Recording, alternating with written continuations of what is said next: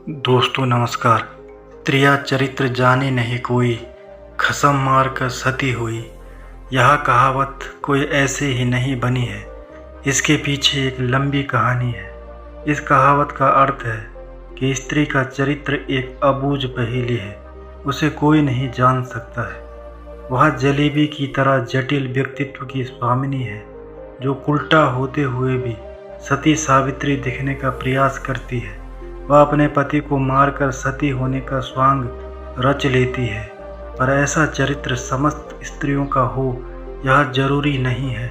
कुछ स्त्रियां ही ऐसी चरित्र की मालकिन होती हैं, समस्त नहीं। आओ आज एक कहानी सुनते हैं कि यह कहावत कैसे बनी। पंपापुर नामक एक राज्य था, जहाँ पर बिलास राय नामक राजा राज्य करता था। राजा का जैसा नाम वैसे उसके गुण, अर्थात वह एक बिलासी राजा था। पूरे राज्य में स्वच्छंदता का बोलबाला था।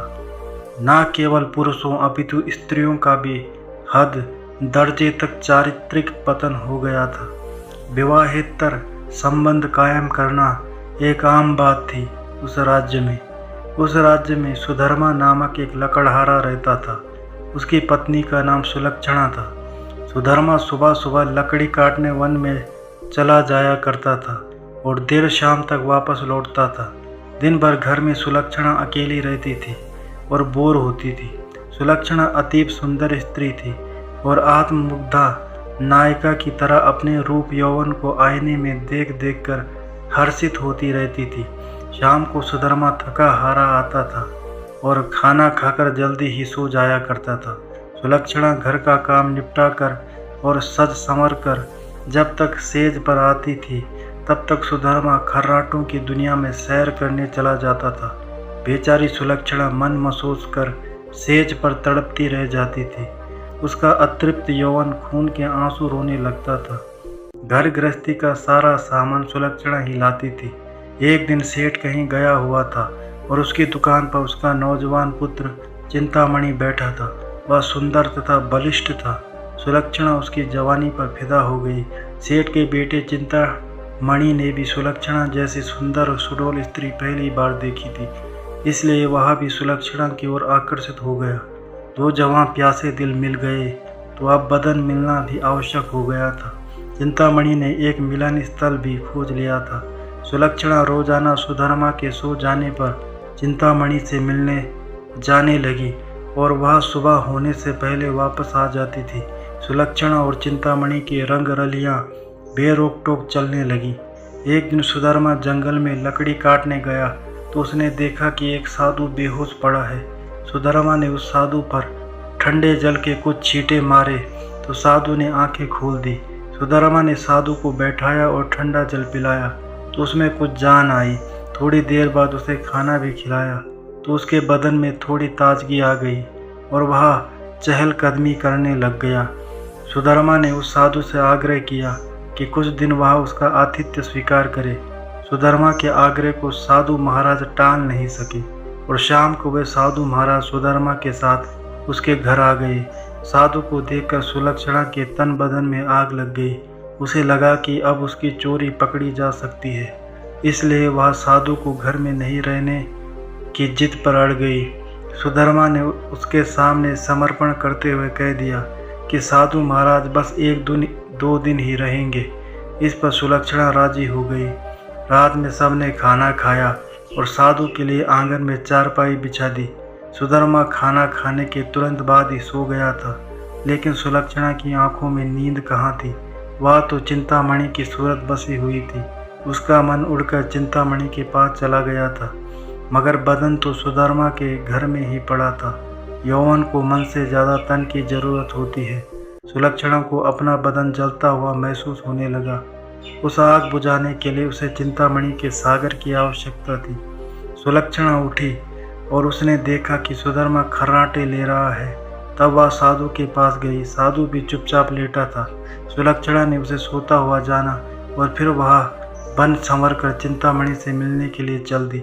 साधु एक अनजान व्यक्ति के घर में ठहरा था और सुलक्षणा ने उसे बड़ी मुश्किल से घर में रहने दिया था, जबकि उसने यहाँ रहने के लिए कहा ही नहीं था। सुलक्षणा के व्यवहार को देखकर दाल में जरूर कुछ काला है, साधु महाराज के मन ने कहा, और वह सोचता ही रहा। इसलिए उसे नींद नहीं आई और उन दोनों के क्रियाकलाप देखता रहा। जब सुलक्षणा उसके पास आई तब वह दम साध कर चुपचाप लेटा रहा। उसने सुलक्षणा को बंद संवर कर कहीं पर जाते हुए देख लिया था, मगर वह चुपचाप पड़ा रहा। उसने यह भी देख लिया था कि भोर होने से पहले ही सुलक्षणा वापस आ गई थी। उसे अब सारा माजरा समझ में आ गया था। दूसरे दिन सुधर्मा जब जंगल से लौटा तो साधु ने उसे अपनी पत्नी से सावधान रहने को कहा और यह भी कहा कि उसकी पत्नी किसी से मिलने रात को कहीं जाती है। इस पर सुधर्मा को सुलक्षणा पर बहुत गुस्सा आया और उसने सुलक्षणा को मारा पीटा भी बहुत। उसने सुलक्षणा को एक खंभे से बांध दिया और सो गया। सुधर्मा के मकान के पड़ोस में हरि राम नाई रहता था, जिसकी पत्नी का नाम सुशीला था। सुलक्षणा की तरह सुशीला भी एक चरित्रहीन स्त्री थी। उसका भी एक यार था। क्योंकि दोनों एक ही नाव पर सवार थी, इसलिए दोनों घनिष्ठ सहेली बन गई थी। दोनों सहेलियां एक दूसरे के संदेश ले जाने का काम भी करती थी, इसलिए दोनों स्त्रियां एक दूसरे के प्रेमियों से भली भांति परिचित थी। उस रात जब काफ़ी देर तक सुलक्षणा नहीं आई तो चिंतामणि को चिंता होने लगी। वह भागा भागा सुशीला के पास आया और सुलक्षणा को बुला लाने के लिए सुशीला से कहने लगा। सुशीला सुलक्षणा के घर गई तो उसे खंभे से बंधा पाया। तब सुलक्षणा ने सारी कहानी बता दी। सुशीला ने चिंतामणि का संदेश सुलक्षणा को दिया तो सुलक्षणा ने अपने बंधे होने की मजबूरी बता दी। इस पर सुशीला ने कहा, ऐसा कर, मैं तेरे बंधन खोल देती हूँ, तू चिंतामणि से मिला, तब तक मैं यहाँ बंधी रहूँगी। उसके इस प्रस्ताव पर सुलक्षणा की बाँछें खिल गई और वह अपनी जगह सुशीला को बांधकर चिंतामणि से मिलने चली गई। साधु महाराज यह सब खटराग देख सुन रहे थे, मगर वे चुपचाप खाट में दम साधे पड़े रहे। रात में जब सुधर्मा की नींद खुली तो उसे सुलक्षणा पर थोड़ी दया आई और उसने सोचा कि उसने कुछ ज़्यादा कठोर रूप धर लिया है, अब सुलक्षणा को खोल देना चाहिए। लेकिन मन ने कहा, अगर वह फिर से अपने प्रेमी से मिलने चली गई तो अब इस सवाल का कोई जवाब नहीं था उसके पास। उसने सोचा कि इस बार यदि सुलक्षणा वचन दे दे कि वह अपने प्रेमी से मिलने नहीं जाएगी, तब वह उसे खोल सकता है। सुधर्मा ने जोर से आवाज़ लगाई, कलंकिनी, अगर मुझे तू यह आश्वासन दे दे कि तू उससे मिलने नहीं जाएगी तो मैं तेरे बंधन खोल दूंगा। लेकिन वहाँ पर तो सुलक्षणा नहीं, अपितु सुशीला बंधी हुई थी। सुशीला ने सोचा कि यदि वह कुछ भी बोलेगी तो उसकी आवाज़ से सुधर्मा को पता चल जाएगा कि वह सुलक्षणा नहीं कोई और है, तो फिर सारा भांडा ही फूट जाएगा। इसलिए वह कुछ नहीं बोली और चुप रही। उसके इस तरह चुप रहने पर सुधर्मा को गुस्सा आ गया और उसने गुस्से में आकर कुल्हाड़ी फेंक कर दे मारी। कुल्हाड़ी सीधी सुशीला की नाक पर जाकर लगी और उसकी नाक कट गई। वह अंदर ही अंदर सारा दर्द सहन कर गई, मगर उसने एक भी करा नहीं निकलने दी। कुल्हाड़ी फेंक कर मारने से सुधर्मा का गुस्सा थोड़ा ठंडा हो गया और वह सो गया। उधर सुलक्षणा आज जल्दी ही वापस आ गई और जल्दी जल्दी सुशीला के बंधन खोल डाले। तब सुशीला ने अपनी कटी हुई नाक दिखाई और सारा वाकया सुना डाला। सुलक्षणा यह देखकर और सुनकर कांप उठी, मगर अब क्या हो सकता है।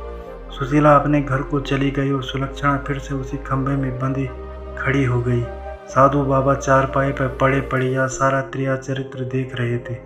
थोड़ी देर बाद जब सुधर्मा की नींद खुली तो उसने अपनी पत्नी सुलक्षणा से फिर कहा, देख, तू अब भी मुझसे सच सच कह दे और मुझे यह वचन दे दे कि तू फिर कभी उससे मिलने नहीं जाएगी तो ठीक रहेगा। नहीं तो जिस प्रकार मैंने तेरी नाक काटी है, अब तेरे दोनों कान भी काट दूंगा। फिर तू नकटी और बूची हो जाएगी, तब तेरा घर से निकलना ही मुश्किल हो जाएगा। इन शब्दों को सुनकर सुलक्षणा के षड्यंत्रकारी दिमाग में एक युक्ति सूझी। उसे पता था कि नाक उसकी नहीं सुशीला की कटी है और इस बात का पता सुधर्मा को नहीं है, अतः इस नासमझी का फायदा उठाना चाहिए। तब उसने क्रिया चरित्र दिखलाते हुए नाटक करना शुरू कर दिया और जोर जोर से रोना शुरू कर दिया। रोते रोते बोली, तुम मर्द लोग बड़े बेरहम होते हो, अपनी पत्नी पर झूठा इल्ज़ाम लगाकर उसकी नाक काट देते हो। मैं कोई उल्टा स्त्री नहीं हूँ जैसा कि तुमने मुझ पर आरोप लगाया था। मैं एक पतिव्रता स्त्री हूँ और आज तुम्हें यहाँ सिद्ध करके दिखा दूंगी कि मैं कितनी सती नेक और पतिव्रता हूँ। ऐसा कहकर उसने आसमान की ओर देखा और भगवान को संबोधित करते हुए बोली, हे प्रभु, हे माता गौरी, हे समस्त देवी देवताओं, हे दसों दिशाओं, आप सभी मेरी बात ध्यान से सुनो और मेरे साथ न्याय करो। मैं यदि तन मन और वचन से एक पतिव्रता और सती स्त्री हूँ, तो मेरे पति ने मुझ पर बदचलन होने का आरोप लगाकर जो मेरी नाक काटी है, वह नाक फिर से जुड़ जाए और एक पतिव्रता स्त्री क्या होती है यह पूरे जग को पता चल जाए। और वह ओम नमो भगवते वासुदेवाय नमः का जाप करने लगी। सुधर्मा यह सब देख और सुन रहा था। अभी 3-4 बार ही मंत्र का जाप हुआ था कि सुलक्षणा चीख पड़ी, मेरी नाक जुड़ गई, मेरी नाक पहले जैसे हो गई। हे भगवान, तेरा लाख लाख शुक्र है जो तूने एक पतिव्रता स्त्री की लाज रख ली और मुझ पर बदचलन होने का झूठा आरोप जो मेरे पति ने लगाया था उसे खारिज कर दिया।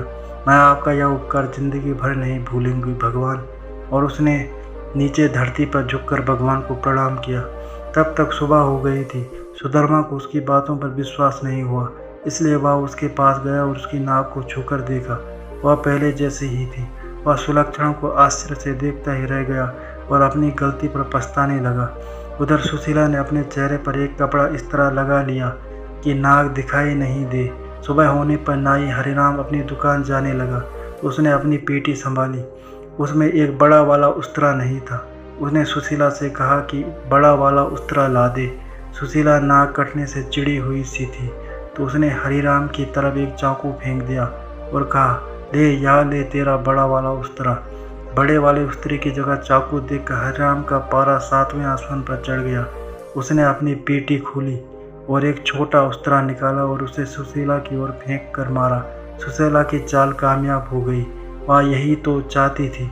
उसने उस्तरा हाथ में पकड़ा और जोर जोर से चिल्लाने लगी, अरे मेरी नाक काट दी, हाय मेरी नाक काट दी। उसकी आवाज़ सुनकर अड़ोसी पड़ोसी आ गई और वहाँ भीड़ लग गई। लोगों ने देखा कि सुशीला की नाक कटी हुई है और उसके हाथ में एक छोटा उस्तरा है। सुशीला कहे जा रही थी कि उसके पति ने उसे बदचलन बताकर बेवजह ही उसकी नाक इस उस्तरे से काट दी है। लोगों ने सुशीला की बात सही मान ली और हरिराम नाई की खूब धुनाई कर दी। इतनी देर में राजा के सिपाही आ गए और हरिराम नाई को पकड़ कर ले गए। राजा की अदालत में मुकदमा चला। सुशीला ने स्वयं को सती सावित्री पतिव्रता बताते हुए अपने पति पर आरोप लगाया कि उसने उसे बदचलन बताकर उसकी नाक उस उस्तरे से काट ली थी। उस्तरा भी था और सुशीला की नाक भी कटी हुई थी। एक पत्नी अपने पति पर मिथ्या आरोप क्यों लगाएगी? अतः राजा ने हरिराम नाई को दोषी मानते हुए उसे मृत्युदंड सुना दिया। इस मृत्युदंड की चर्चा पूरे राज्य में फैल गई। सुधर्मा के घर में ठहरे हुए साधु महाराज ने भी जब हरिराम नाई को मृत्युदंड की बात सुनी तब वह विचलित हो गया। उसे दोनों स्त्रियों के त्रिया चरित्र का संपूर्ण ज्ञान था, जिसकी चपेट में एक निर्दोष व्यक्ति हरिराम नाई आ रहा था और अपनी जान से हाथ धो रहा था। तब वह राजा के पास गया और संपूर्ण घटनाक्रम राजा को कह सुनाया। राजा ने सुधर्मा और सुलक्षणा को दरबार में बुलवाया और कड़क कर सारी बातें सच सच बताने के लिए कहा। तब सुलक्षणा और सुशीला ने सारी बातें सच सच बता दी और अपने स्वामी को भी बता दिया। अब मामला पूरी तरह से साफ हो चुका था। दोनों स्त्रियों का अपराध सामने आ गया था और हरिराम नाई निर्दोष सिद्ध हो गया था। इस षड्यंत्र के लिए दोनों उल्टाओं को भीषण दंड दिया जाना था, लेकिन स्त्री, बालक और साधु को मृत्युदंड नहीं दिया जा सकता है। इस शास्त्रीय विधान के अनुसार दोनों स्त्रियों के नाक कान काटकर उन्हें छोड़ दिया गया। इस पूरे वृत्तांत को देखकर साधु महाराज बोल पड़े, त्रिया चरित्र जाने नहीं कोई, सब मार कर सती हुए। तो दोस्तों, ये थी आज की कहानी। उम्मीद करता हूँ आपको कहानी पसंद आई होगी। अगर आपको कहानी पसंद आई तो चैनल को सब्सक्राइब करें और बेल आइकन को प्रेस करके ऑल पर क्लिक करें। धन्यवाद।